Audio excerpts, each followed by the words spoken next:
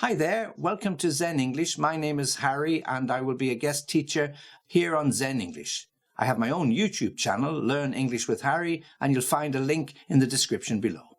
Okay, so in this particular lesson, we're going to look at phrasal verbs. Phrasal verbs are really popular. They're very popular because language has become a little bit easier and it's become a lot more informal, even in business language terms. So we're going to look at some phrasal verbs and I'll go through them with you and then I'll give you some explanation and examples as to how you might be able to use them. So I've got 7 of them, so not so many, okay? And these are phrasal verbs that we use related to decisions, so making decisions. So English phrasal verbs relating to decisions. So to weigh something up. To weigh something up. To rush into something. To turn to somebody or something. To go for something. To put up with something. To step in. And to kick off. Okay, so 7 particular phrasal verbs, all connected with that aspect of making decisions. So let's go through them one by one.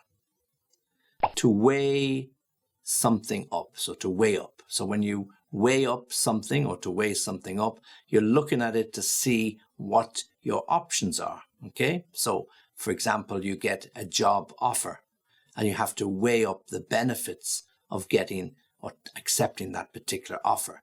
It might be more money, which is what you were looking for in the first place. It might be promotion. You might have been looking for that also, but it might mean relocating. It might mean working much longer hours. So you have to weigh up, as we say, the pros and the cons, the positives, the negatives, to decide whether it is actually the job that you want. So when you weigh up something, you look at it from both sides. You look at the advantages, you look at disadvantages. To weigh up your chances of getting the job in the first place. Is it worth applying for it if you don't have all of the qualifications? To weigh up your chances of winning that important tennis match at the weekend. You might just simply weigh up the chances of being able to get into town and back to work in your lunch hour. So will you just have to leave collecting that item until later in the week? So often when we have a situation or a dilemma, we can weigh up the pros and cons, weigh up the advantages and disadvantages, look at it from both sides and decide what's best for us to do. To rush into something. Okay, so we often tell people, and particularly we tell our children, don't rush into any decisions. When you're doing an exam, don't write down the first thing that comes into your mind. Read the questions carefully, examine exactly what the examiner is looking for, figure it out, and then when you really know what the answer is, then commit it to paper and start writing. So don't rush into it, because often if you rush into something, you make a mistake, okay? We have to be very careful not to rush into decisions, perhaps when we're buying our first home or our second home, because, just because we like the look of it and it looks wonderful on paper, it might not necessarily be that dream home, because if you go and visit it, the area might be not necessarily the area you want to live in. It might be a little further away from public transport than you had expected or wanted. It might be a little bit more expensive and outside of your budget. So don't rush in and buy the first thing that you see. Look at it from all sides. Rushing in means to be there very, very quickly. And usually when you rush in, you often make a mistake because you haven't thought it through properly.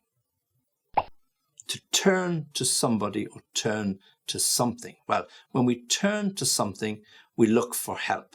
Okay? Now, we can turn to somebody for advice. So we're not sure about what we want to do. So we look for somebody to advise us, somebody who knows more than we do. We could be changing our car. So we've got a friend who's really good in mechanics, knows engines, knows cars inside out. So yeah, we just sent him a message. Would you come along with me to this car showroom, have a look at this car, tell me what you think, or tell me the questions I should be asking, because I'm hopeless in these situations. So we turn to our friend for advice, okay? Now, if we have a problem, and this is when people get certain addictions, they unfortunately turn to alcohol because they've got real problems in their lives. They turn to drugs because they just don't know how to cope. Okay, so we can turn to something because it's really, really bad for us, but we don't know how to cope. Or we can turn to somebody for advice, turn to a family for help in a financial situation, turn to our teacher for advice as to how to handle a particular exam. So to turn to means to seek or to look for some help or some assistance. To go for something. So to go for it, we often hear this expression, well, just go for it, yeah? If you think this job is for you, then go for it, yeah? Now, to go for it means just, make the decision. Don't think about it too long. Just go for it. So you get the job offer. You're humming and hawing about whether you should or you shouldn't, the pros and the cons. And your friend says, look, are you happy to work for this company? Are you happy with the terms? Yeah. Well, look, just go for it. What's there to lose? If you don't like it, well, you can always leave. Yeah. But generally, if you think it's right, then it's going to be right. So just go for it. Or you're looking to buy that new sofa and it really looks good. The color is just the color you've been looking for. The size, the shape, everything suits the particular room you want it for. It's a little bit more pricey than you had budgeted for, but you really like it. So your partner just says, well, look, why don't we just go for it? Let's do it. Let's buy it. It's what you want. We probably won't see another one. We've been looking for months and months. So let's just go for it. Let's do it. So to go for something means make your mind up. Don't wait around or sit around too long because you'll miss the opportunity. So just go for it. You only get one chance to live, as they say. To put up with something. So when we put up with something, or we can put up with somebody, we have to accept the way it is. Okay. So when we put up with the noisy neighbor because they are playing loud music, or perhaps during the summer every year your neighbors do renovations. So if it's not the guy above you, it's the guy underneath you or the guy beside you. And from 9 o'clock in the morning till 4 in the afternoon, bzzz, knock, knock, knock, bang, bang, bang. Yeah, that's what happens when you live in an apartment block. You just have to put up with it. Okay. Or they're digging the road up again. They're resurfacing the road. There's no alternative route to get you into the city. So you just have to put up with the inconvenience for a few weeks or even a few months to put up with it. So when we put up with something, we accept it. We mightn't like it, but we just get on with it. And in the same way, when we put up with somebody, we can have a colleague at work or at university or a classmate, and we like them, but there can be a little bit annoyance. But we have to look beyond that and we just put up with it because, we probably have the same habits or some habits that they don't like. And guess what? They put up with us. So why can't we just put up with them? A little bit of inconvenience is not such a bad thing. So to put up with something, to accept it. To step in. Okay, well, to step is to walk. Okay, so when you step in, you can literally step into a room. That's just a very simple action. So you can use that very, very literally. Okay. When we can also use it to describe when we get involved in something. Okay, so there could be an argument between two friends and you step in to stop the argument because you don't want them to fall out with each other. You don't want to have any bad feelings. You could be training a football team and two players get a little bit overexcited and there's a bit of a row. So you have to step in literally in between them to stop them coming to blows and hitting each other, which would be bad for the team morale. Okay, so you step in.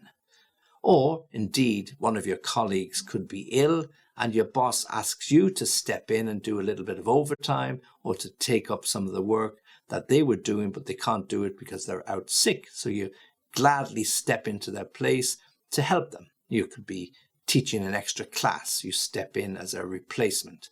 Or it could be to take a meeting. You step in to take the meeting and your colleague will be back in a couple of days and everything will be okay. So stepping in is to interfere, is to get between some people, is to take over something because somebody's not able to do something. So it's just to get in there, to get in between, or take over, or take control, to step in.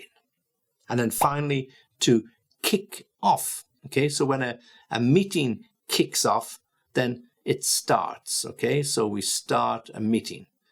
We kick off the discussions. Okay, so when something kicks off, it can also mean something bad happening. So we were having a meeting, everybody was chatting, we seemed to be getting along okay, and then suddenly a row kicked off. The two guys from the sales department were shouting and screaming at each other. It was really embarrassing, yeah? So no decision could be made because we had to abandon the meeting, and the boss got really annoyed, and I think the two guys are going to be in a little bit of trouble. So, a row kicked off or started, but a meeting can kick off, it can get started, or a campaign can kick off, yeah?